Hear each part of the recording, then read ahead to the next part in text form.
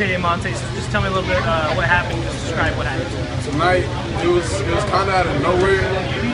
We heard it was going to be a pretty strong storm, but we didn't expect a tornado because that's basically what happened right in the middle of our apartments, and building got damaged, cars damaged, pretty much everything. There were trees all over the floor, and me and my family, our building was pretty much our apartment.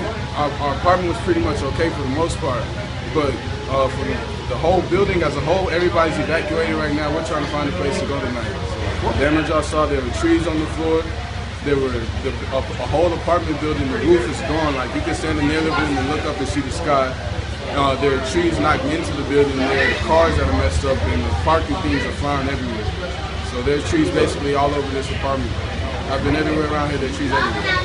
You said you could see the sky, the roofs came totally off? Yes. Wow. Isn't that picking up some? I immediately told my little sisters to get dressed, my brothers to get dressed. I called my mom, make sure they were okay. And then we went to go help out. I went to go help out with my neighbors and stuff because their building was part of the damage, and they came to my house because they trust me. So I told them they could come, but now they're going and they're okay. So. Okay.